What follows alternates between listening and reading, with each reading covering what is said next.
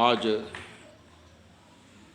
दिनांक 23 फरवरी 2021 को मैं डॉक्टर मनोजी राय, एसोसिएट प्रोफेसर, हिंदी विभाग, टीएस कॉलेज हिसुआ, स्नातक तृतीय खंड हिंदी प्रतिष्ठा के विद्यार्थियों को भाषा और बोली के अंतर के बारे में बताने जा रहा हूँ।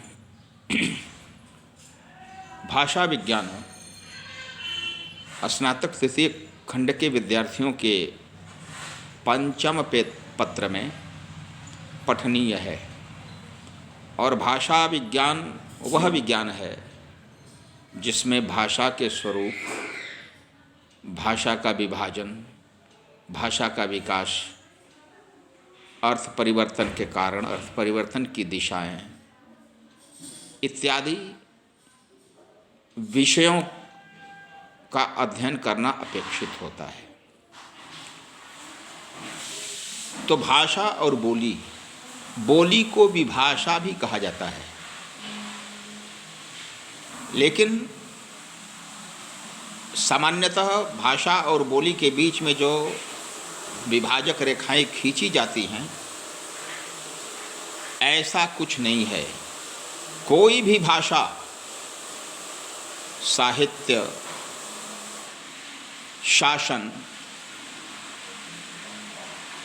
धर्म, प्रयोग इत्यादि से दूर हो जाने के बाद बोली बन जाती है। और कोई भी बोली साहित्य, धर्म, शासन,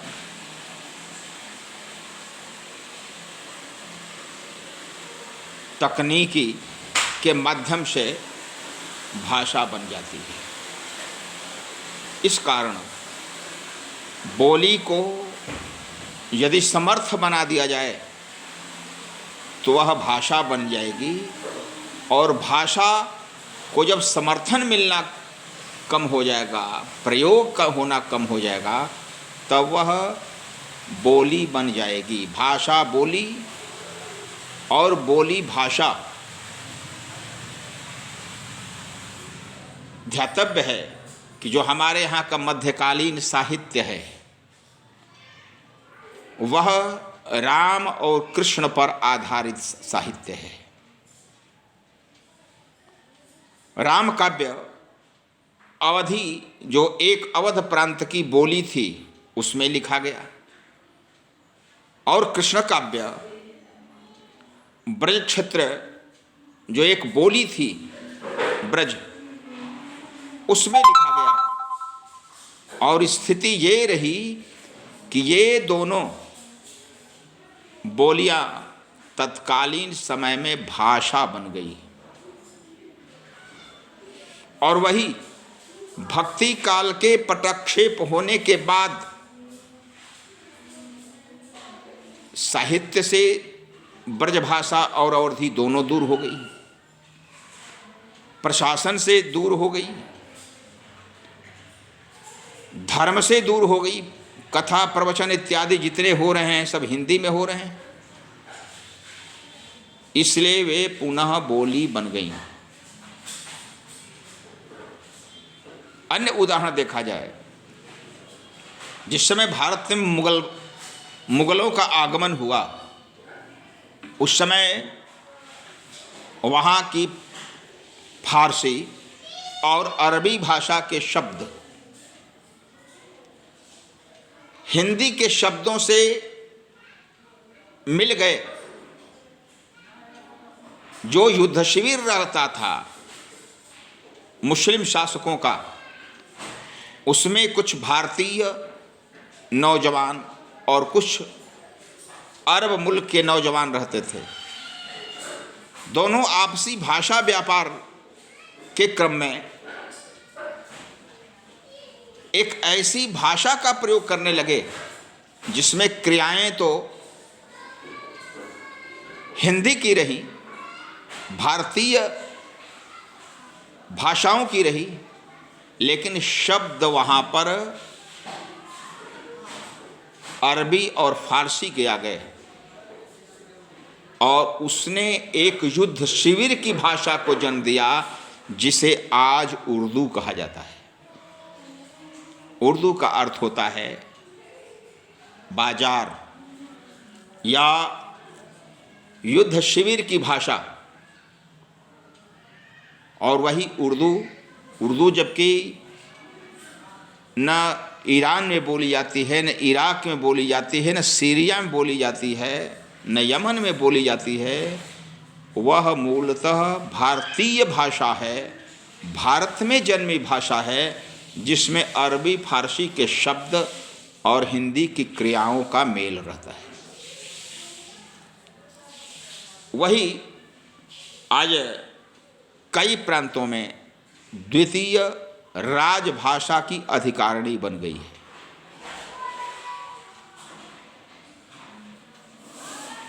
कभी कभी प्रशासनिक तौर पर भी भाषा का प्रभाव पड़ता है। जिस समय हमारे देश में मुगलों का आगमन हुआ, अरबी भाषा प्रशासनिक भाषा हो गई और यहाँ तक कि जी कोर्ट और कचहरी में वही भाषा प्रयुक्त होने लगी। जो कातिब थे अरबी जबान में ही लिखने लगे और स्थिति ये हुई कि अंग्रेजों के शासनकाल में ही नहीं, आज भी कचहरी की जो भाषा है, न्यायालय की भाषा है, वह अरबी फारसी शब्द बहुला भाषा है। जितने मजमून लिखे जाते हैं रजिस्ट्री के क्रम में 80% अरबी फारसी शब्दों के ही होते हैं। इस कारण चूंकि अरबी भाषा मुस्लिम प्रशासकों की भाषा थी, हमारा देश गुलाम था, इसलिए यहाँ की बोलियों को महत्व नहीं देकर के उन्होंने अपनी बोली को महत्व दिया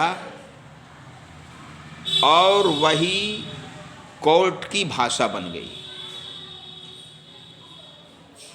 इसके विपरीत जिस समय भारत से पाकिस्तान का बंटवारा हुआ, पाकिस्तान ने उर्दू भाषा को अपनी राष्ट्रभाषा बनाया।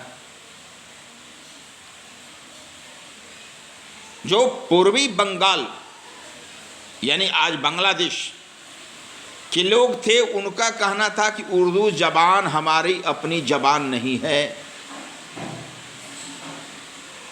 ये पश्चिमी पाकिस्तान की जबान है, हम उर्दू बोलना नहीं पसंद करेंगे, हम बांग्ला बोलना पसंद करेंगे।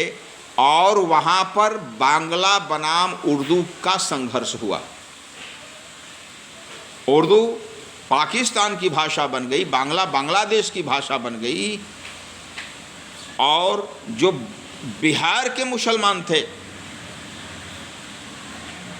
पूर्वी बंगाल में बसने वाले, उन्होंने उर्दू के पक्ष में संघर्ष किया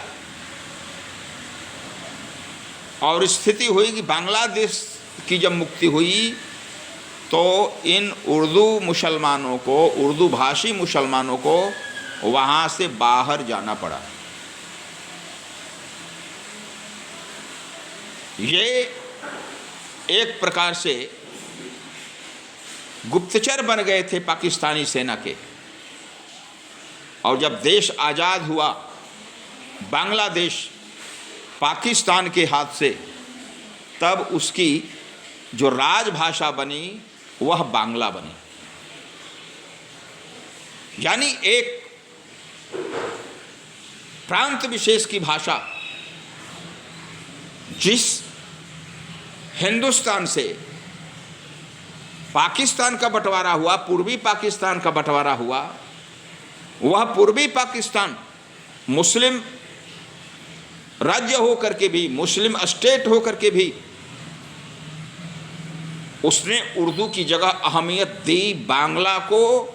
और अमार सोनार बांग्ला का वहाँ पर नारा लगा बांग्लादेश मुक्ति वाहिनी के द्वारा, और वह देश आज़ाद हुआ। आज़ादी के बाद उसने रविंद्रनाथ टैगोर को, जो बांग्ला भाषा के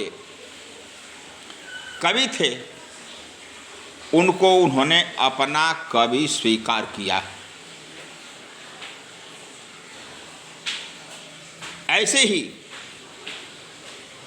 एक राष्ट्र है इजराइल। यहूदी कई देशों में फैले हुए थे। ईरान में थे, इराक में थे,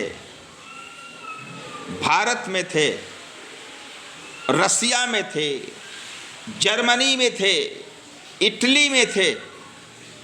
और उनको लगा कि नहीं, हमारा धर्म समाप्त हो जाएगा, हमारी भाषा समाप्त हो जाएगी, इसलिए हमको एक जगह रहना चाहिए।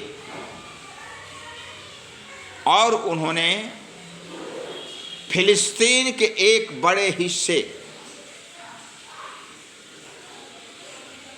में पूरे विश्व के यहूदियों को बसाया। तो जो भारत से गए वे मणिपुरी जानते थे, रसिया से गए वो रसियन जानते थे, फ्रांस से गए वो फ्रेंच जानते थे, जो इंग्लैंड से गए वो इंग्लिश जानते थे। लेकिन वहां जाने के बाद यह तय हुआ कि नहीं, हमारा जो जिंदावेस्ता ग्रंथ है, पौराणिक ग्रंथ, धार्मिक ग्रंथ, उसकी भाषा हिब्रू है। तो हिब्रू ही हमारी राष्ट्रभाषा बनेगी। और उस हिब्रू को कल के भरोसे नहीं छोड़ा गया। उसी दिन से, यानी इजराइल की स्थापना से ही हिब्रू भाषा टेक्नोलॉजी की भाषा हो गई, साहित्य की भाषा हो गई, प्रशासन की भाषा हो गई, विचार विनिमय की भाषा हुई। और आज कम आबादी वाला राष्ट्र होकर के भी इजराइल संसार का सबसे अधिक तकनीकी क्षेत्र में विकसित राष्ट्र है, जिसकी आज संभवतः आबादी मात्र 80 लाख है। और वह भारत, तुर्की जैसे विकासशील राष्ट्रों को भी आयुध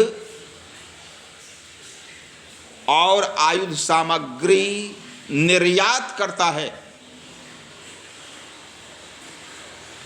नोबेल पुरस्कार प्राप्त करने वालों में सबसे अधिक इजरायलियों की संख्या होती है। एक सबल राष्ट्र है, एक धर्म है वहाँ, एक भाषा है वहाँ। इसलिए भाषा और धर्म के नाम पर इजराइल में कोई विवाद नहीं है। हमारा जब राष्ट्र आज़ाद हुआ तो राष्ट्र की भाषा के रूप में हिंदी की मान्यता के लिए जो नेतृत्व वर्ग आया, उसमें हिंदी प्रदेश से अधिक दूसरे प्रदेश के नेतृत्व करता थे। गांधी जी की भाषा गुजराती थी, लेकिन उन्होंने हिंदी का पक्ष लिया। नेताजी सुभाष चंद्र बोस की भाषा बांग्ला थी, लेकिन उन्होंने घोषणा की कि यदि भारत आज़ाद होगा तो उसकी भाषा हिंदी होगी, हिंदी ही भारत की राष्ट्रभाषा होगी। तो इस प्रकार से कोई भी राष्ट्र यदि सबल होता है तो वह अपनी एक बोली को भाषा बनाने का प्रयास करता है। और यदि वह राष्ट्र कमजोर हुआ तो उसकी भाषा भी समाप्त हो जाती है। उस भाषा का प्रयोग नहीं होता है। हमारे यहाँ प्रयोग के आधार पर ही शक्ति का विकास होता है। जिस प्रकार से कभी मेरठ और हस्तिनापुर यानी दिल्ली का जो क्षेत्र था वह खड़ी बोली का क्षेत्र था। एक बोली थी जिसका नाम था खड़ी बोली, यानी पश्चिमी उत्तर प्रदेश और दिल्ली क्षेत्र की जो बोली थी उसका नाम था खड़ी बोली।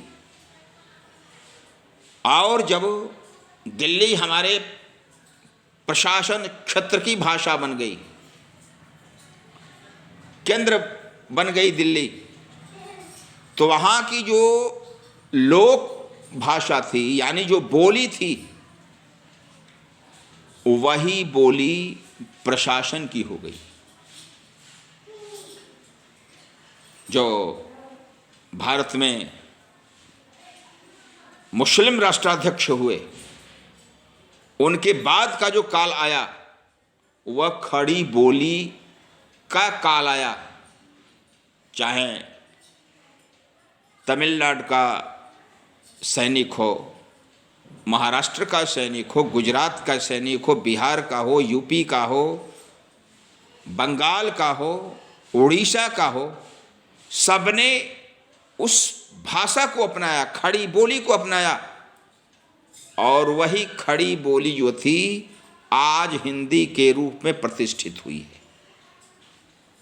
खड़ी बोली भाषा बन गई जो कभी मध्यकालीन साहित्य में अवधि और ब्रज का अधिकार था, साहित्य की भाषा थी, वह अधिकार अवधि और ब्रज का समाप्त हो गया और अवधि और ब्रज पुनः बोली बन गई। स्वयं भारतेंदु हरिश्चंद्र ने प्रारंभ में ब्रजभाषा में रचनाएं की, ब्रज साहित्य में कविताएं उन्होंने लिखी, लेकिन बाद में उनको लगा कि नहीं, यह क्षेत्र विशेष की बोली है,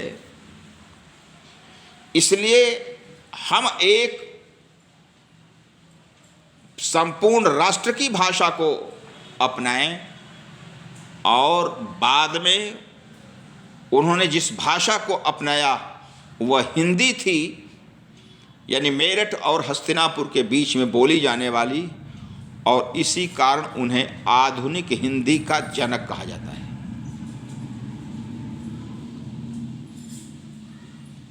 खासकर भाषा और बोली में अंतर को देखा जाए तो बोली आम चाल बोलचाल की भाषा होती है, लेकिन भाषा साहित्य क्षेत्र की होती है, प्रशासनिक क्षेत्र की होती है, धार्मिक क्षेत्र की होती है। जिस समय हमारा देश अंग्रेजों से मुक्त हुआ, हमारी सेना में जो अंग्रेजी के शब्द थे, अंग्रेजी के आदेश थे, वे क्रमशः बंद होते गए और हिंदी के शब्दों का प्रयोग शुरू हो गया। जिस समय आचार्य वल्लभाचार्य का काल था, उस समय उनका प्रवचन या तो संस्कृत में होता था या ब्रजभाषा में होता था। लेकिन आज के काल में श्रीमद् भागवत की कथा हो या रामचरितमानस की कथा हो, माध्यम हिंदी भाषा बन गई है और इसे सभी लोग आसानी से समझ पा रहे हैं, इसलिए क्योंकि यह आम व्यवहार में आने वाली भाषा बन गई है। इसका क्षेत्र व्यापक होते जा रहा है। यही कारण है कि जो भारत का क्षेत्र है वह हिंदी के क्षेत्र में क्रमशः विकसित हो रहा है। हिंदी किसी एक प्रांत विशेष की भाषा नहीं है। हमारे यहाँ जितनी भाषा बोलियां हैं प्रादेशिक, उनके नाम में ही प्रदेश का प्रतिनिधित्व सूचक शब्द लगा हुआ है।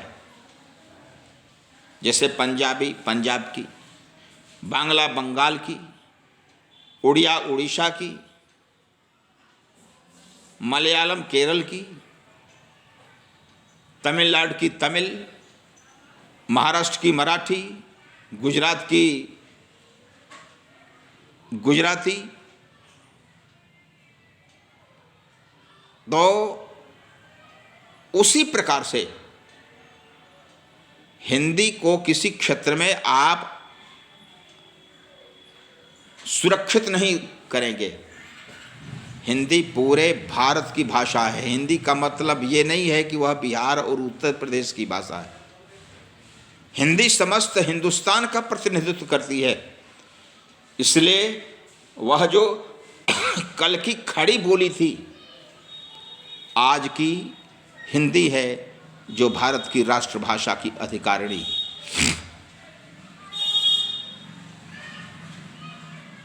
हमारे यहाँ ऐसे भी अवसर आए हैं कि जहाँ पर पूरे आर्यावर्त की जो बोलियां थीं उनके कतिपय शब्द हिंदी में आ गए हैं।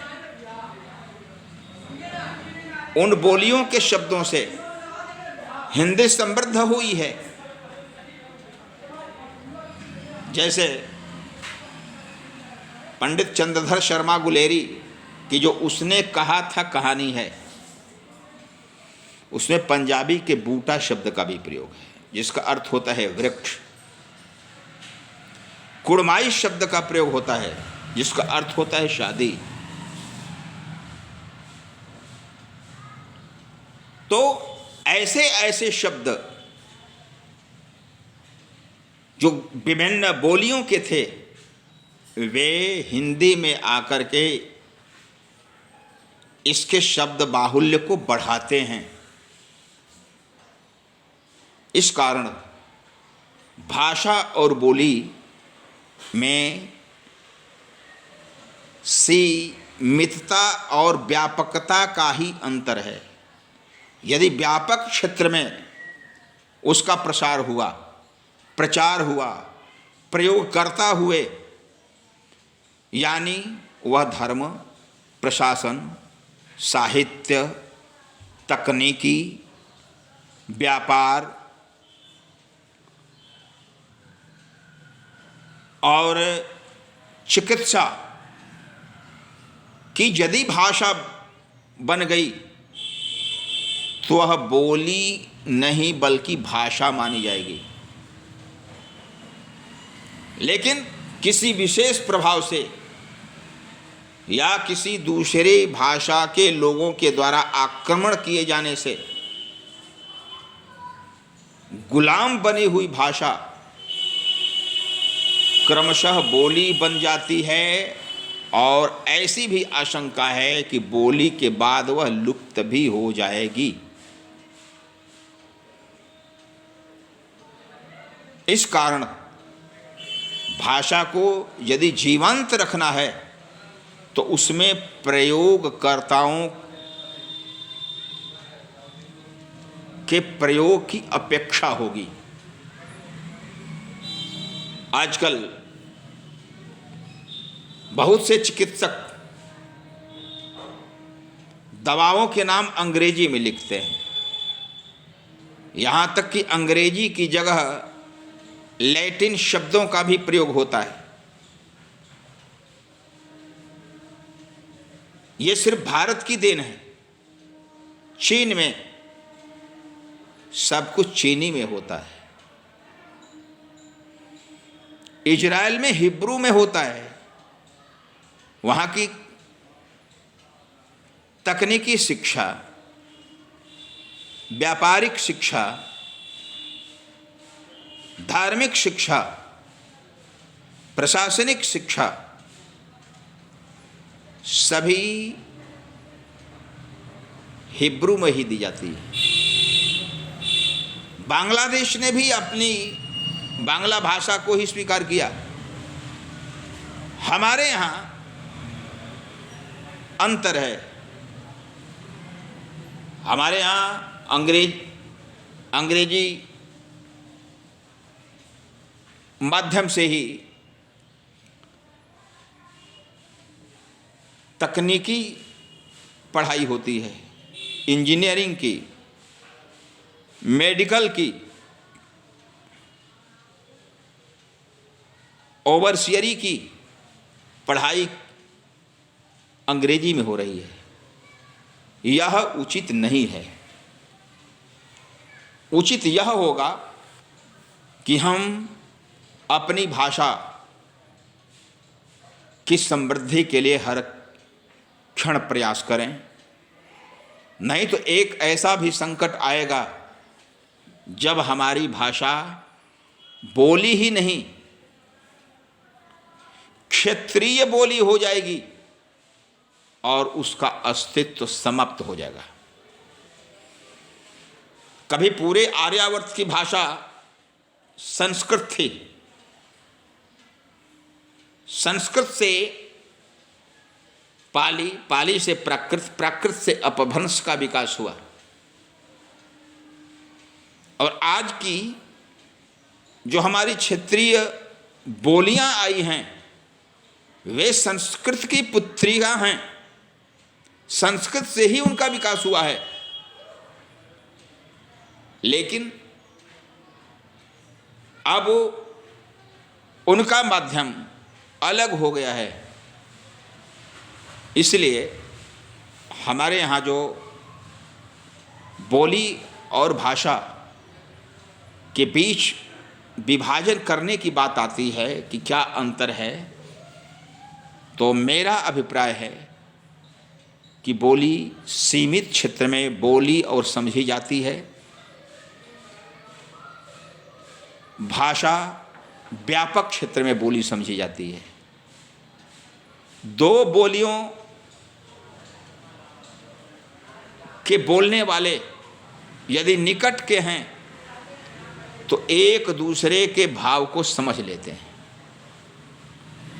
लेकिन दो भाषाई एक दूसरे के भाव को समझ नहीं पाएंगे। जैसे अंग्रेजी भाषी लोग हिंदी भाषा को नहीं समझेंगे, लेकिन ब्रज की बोली बोलने वाला पात्र अवधी बोलने वाले पात्र के भाव को समझ सकता है। मगही भाषी भोजपुरी भाषी के तात्पर्य को समझ सकता है।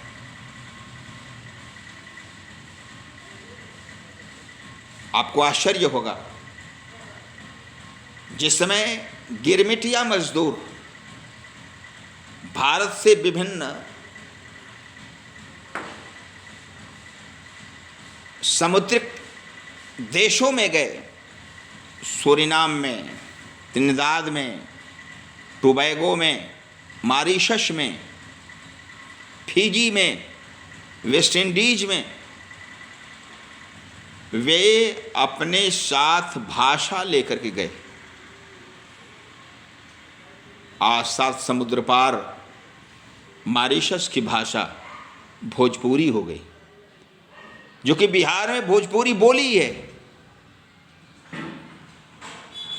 उत्तर प्रदेश के पूर्वी क्षेत्र में, बिहार के पश्चिमी क्षेत्र में बोलने जाने वाली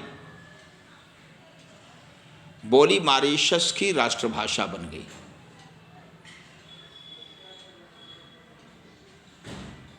वहाँ गिरमिटिया मजदूरों ने मेहनत की बदौलत राजनीति में प्रवेश किया।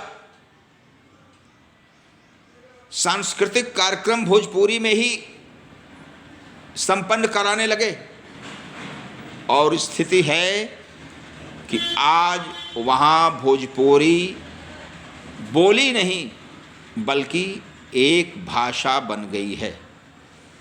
इसलिए हमारे विद्यार्थी यह हृदयंगम कर लें कि भाषा और बोली के बीच में कोई भी स्पष्ट विभाजन रेखा नहीं खींची जा सकती।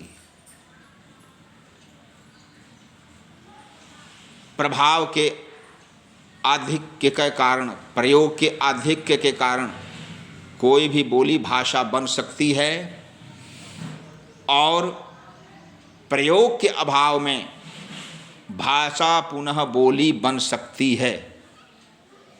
इसलिए यदि किसी बोली को प्रशासन, धर्म, साहित्य, व्यापार, सैन्य बल, अध्ययन आदि का आधार बना दिया जाए तो वह बोली भाषा बन सकती है। और यदि इतने जो तत्व हैं उसके प्रयोग से हटा दिए जाएं तो वह भाषा कमजोर होकर के पुनः बोली बन जाएगी। यही कारण है कि छोटे छोटे राष्ट्र अपनी भाषाओं को संरक्षित रखने का प्रयास करते हैं। यदि कोई अरब मुल्क का बादशाह हमारे देश में आता है तो वह अरबी ज़बान में बोलता है। रशियन व्यक्ति या अधिकारी रूसी भाषा का प्रयोग करते हैं। इंग्लैंड के लोग इंग्लिश का प्रयोग करते हैं।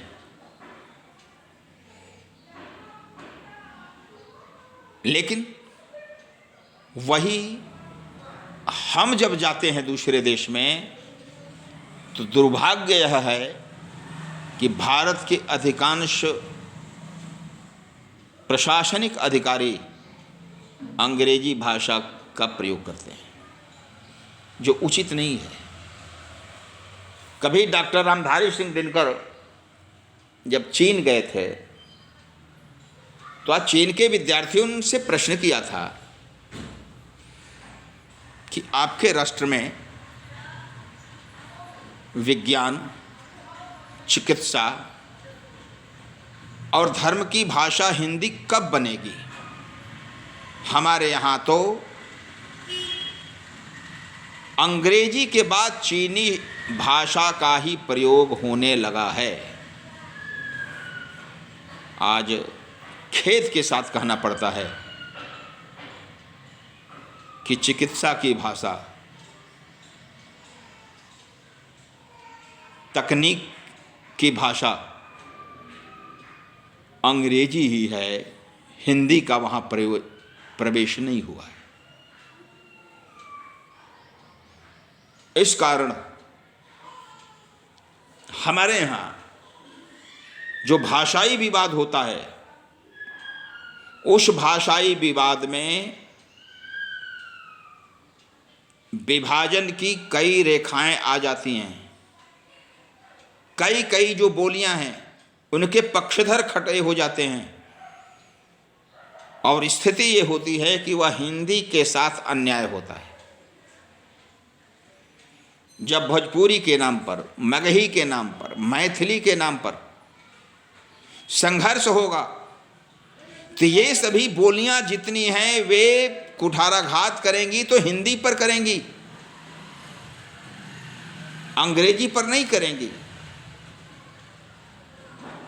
इसलिए हमारा यह प्रयास होना चाहिए कि हम अपनी बोलियों को सुरक्षित रखते हुए भी अपनी राष्ट्रभाषा का विकास करने का हर संभव प्रयास करें।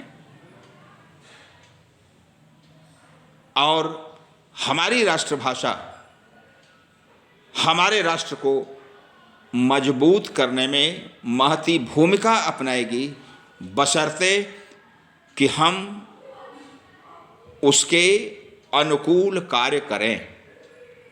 इस कारण कभी भी हम यह नहीं सोचें कि जो बोली है वह भाषा की अपेक्षा तुच्छ है।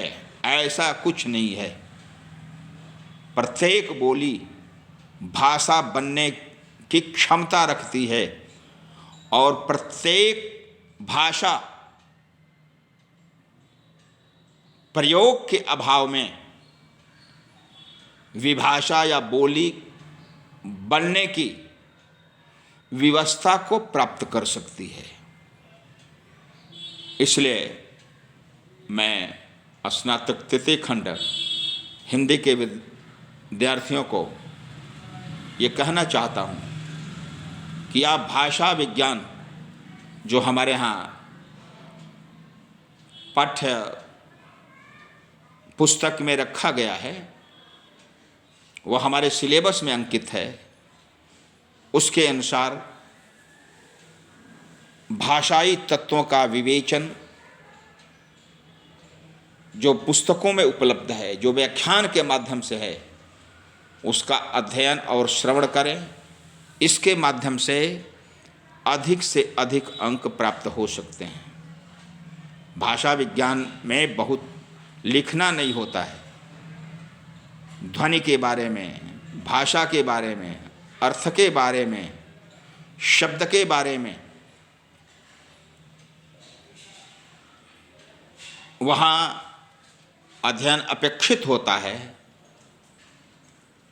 और ये सभी प्रश्न अधिक से अधिक अंक दिलाने वाले होते हैं। इसलिए मैं विद्यार्थियों से कहना चाहता हूँ कि जो भी वर्ग हो, उस वर्ग में आप इसे ध्यान से सुनने का प्रयास करें। आप भी अच्छे अंक प्राप्त कर सकते हैं। अभी चूँकि मैट्रिक की परीक्षा चल रही है, आज वह मैट्रिक की परीक्षा संपन्न होने जा रही है। इसलिए कल के बाद महाविद्यालय में पुनः अध्ययन शुरू हो जाएगा और आप लोग महाविद्यालय में उपस्थित होकर के हम लोगों से अध्ययन करने के लिए अवश्य उपस्थित हों। धन्यवाद।